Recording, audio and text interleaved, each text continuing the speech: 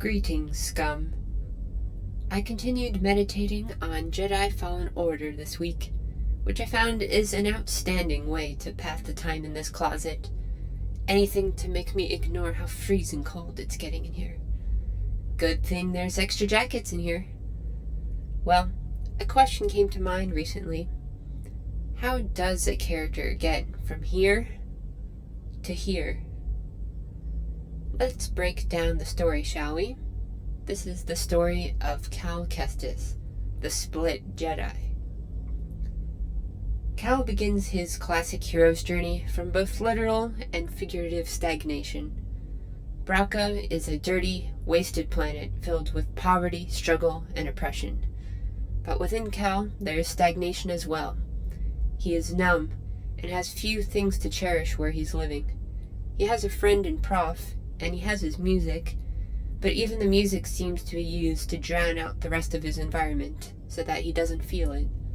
He is isolated, emotionally distant, and not interested in changing his situation. A sensitive soul, for sure, but he has gone underground. As this story unfolds, we find out that Cal has a form of post-traumatic stress disorder due to the traumatic events he experienced during Order 66. As a Star Wars story, his mental illness is metaphorically characterized as a block in his usage of the Force, a sort of wound that has numbed him to its touch. As a result, any meditation or usage of the Force brings him back to his trauma, which leads him to avoid using it altogether in the 5 years he was in hiding. Cal, however, happens to have another special trait, the ability to sense Force echoes. It connects him to the pasts of others, which in turn causes him all the more pain if he doesn't manage it. But it's a trait that he cannot ignore, and so Cal must face Force echoes from his own history to remember what he had blacked out from his trauma. In terms of game mechanics, I find this cleverly implemented so that it has a dual purpose of giving the player a sense of skill progression, but also of psychological and spiritual healing. Cal is essentially going through Force therapy. As the story progresses, we see other symptoms of his PTSD. First, he is inert to a call to action when it's first proposed to him by his friend Prof. And instead, as he explains it himself, life has a way of forcing you on a path forward. Then, when Cal meets Seer, she too forces him down a path in order to find the holocron that her former master Cordova safeguarded. He passively accepts her reasoning that they must rebuild the Jedi Order to set things right, and that the time to do so is now.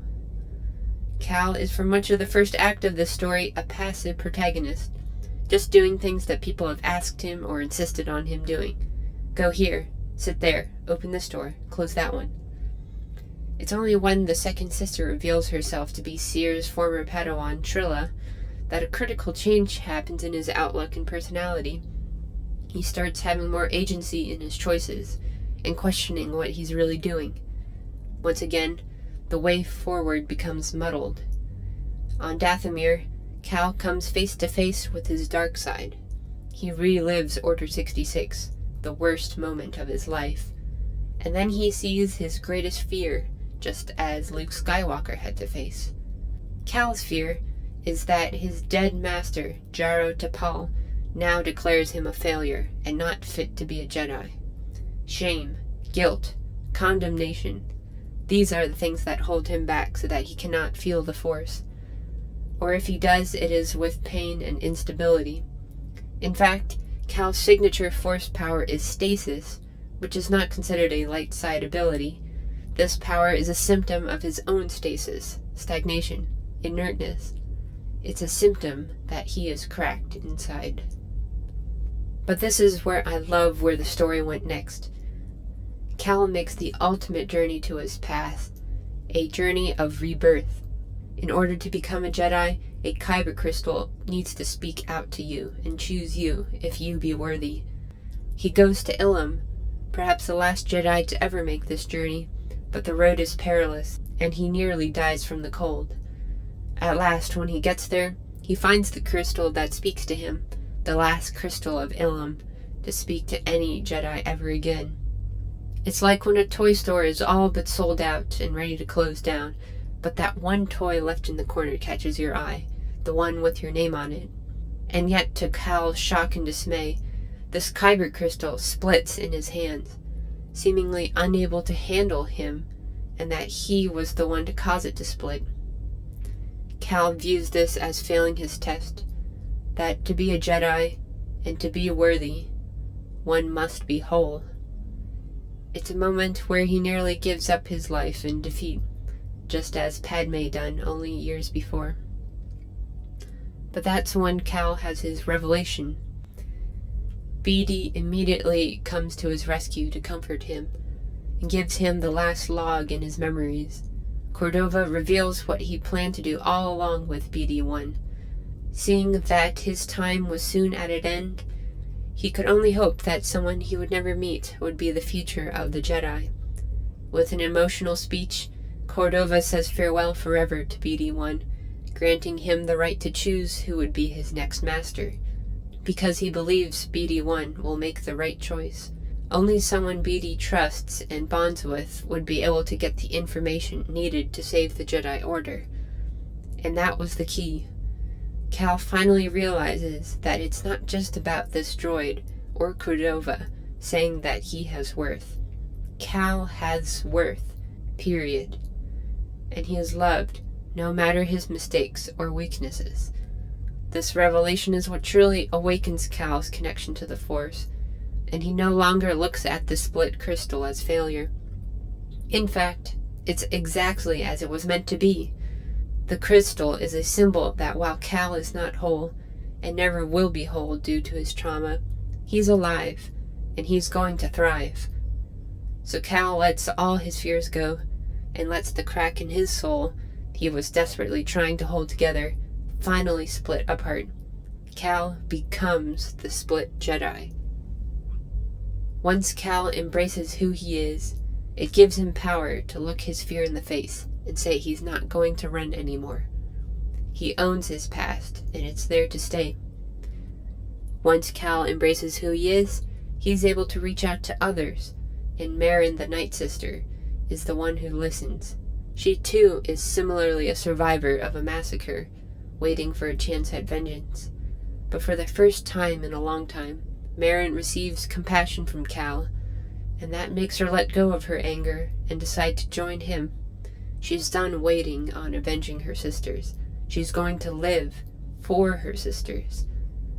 Once Cal embraces who he is, he's able to listen to a dire omen of what the future will hold if he accomplishes what he initially thought was right. Once Cal embraces who he is able to help another Jedi in need, someone who needs to be reminded that yes, she's not a product of her past actions or her present emotions, and that she always has a choice. Once Cal embraces who he is, he's able to say no to restoring the Jedi Order, and yes to trusting those children to the fate the Force provides for them. Because failure is not the end, my friends. Did Cal really get over his past? Is he back together again, as if it had never happened? No. As he tells his master, it has become a part of me now. There is no use pretending like something never happened, and that's what real life is like. Some wounds never heal. Cal Kestis is split. He is permanently changed forever. But here's the key. He's not dead yet. He's very much alive. Cal takes responsibility for who he is, and is able to move forward and even thrive while doing so. What a paradox. Can something broken thrive? Yes. When your identity is found beyond who you are or what you've done, those won't change anything. You will always have worth, and you will always have value. Cracked, split, beautiful. Doesn't that inspire you to go out and ask, where to now? I hope you appreciated this analysis. It was primarily ramblings in some sort of sequential order. I just can't help loving the story, and I could go on so much longer about it. But this transmission has gone on long enough. Jen Neela signing out. Just remember, no matter who you are or where you came from, you're always scum.